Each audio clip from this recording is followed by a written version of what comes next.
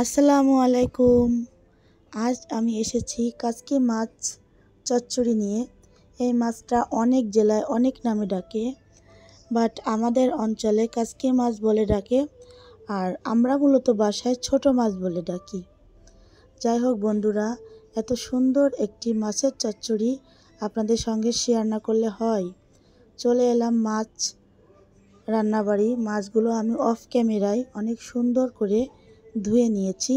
Sorry, আপনাদের দেখাইতে পারলাম না, যার জন্য।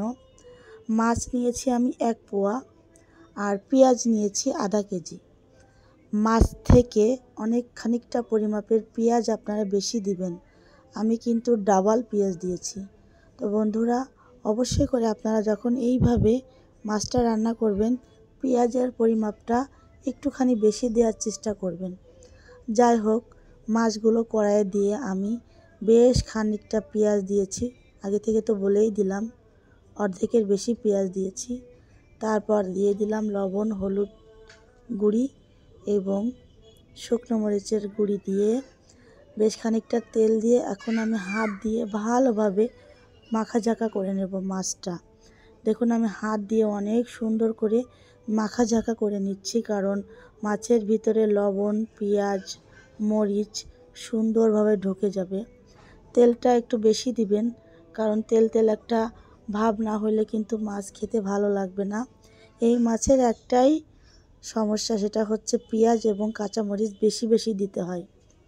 অলমোস্ট মাখাঝাকা হয়ে গিয়েছে। পানি একেবারেই সামান্য পরিমাপ পানি দিব। দেওয়ার পর উপর থেকে আমি ধনিয়া পাতা কুচি দিয়ে দেব। দিয়ে আমি চুলায় বসিয়ে জালটা দিয়ে দেব।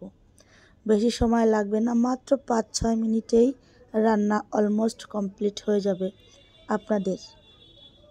এই যে আমি বসিয়ে দিয়েছি চুলায় রান্না। আপনারাও এইভাবে ছোট মাছ যদি রান্না করেন, তো আমি আপনাদের 100% গ্যারান্টি দিয়ে বলতে পারি, গরুর মাংস রেখে এই ছোট মাছের তরকারি সবাই খাবে, একেবারে চেটেপুটে খেয়ে নেবে। পারলে তো আপনার হাতটাই চেটে খেয়ে ফেলবে। আপনি যে এত বড় একটা সেরা রাঁধুনি হয়ে যাবেন যদি এইভাবে ছোট মাছ চচ্চড়ি করেন। তো বন্ধুরা, আমার মাছের কালারটা দেখুন, কত সুন্দর একটা কালার এসেছে। আমি আপনাদেরকে ভালোভাবে দেখিয়ে দিচ্ছি। একেবারে ঝোলটা কিন্তু পোড়া পোড়া লেগে যাবে গায়ে। মাছের গায়ে কিন্তু কোনো রকম ঝোল থাকবে না।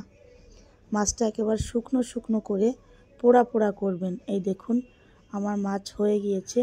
আমি একেবারে মাখা মাখা করে রান্না করে ফেলছি, কোনো রকম ঝোল কিন্তু মাছের ভিতরে নাই। তো বন্ধুরা, আপনারাও বাসায় বসে এইভাবে বেশি বেশি পেঁয়াজ, কাঁচামরিচ, ধনিয়া পাতা, শুকনো মরিচের গুঁড়ি দিয়ে যদি মাছটা হাতে মেখে রান্না করুন, তাহলে মাংস বাদ দিয়ে সবাই এই মাছ খাবে। সবাইকে ধন্যবাদ। আল্লাহ হাফেজ।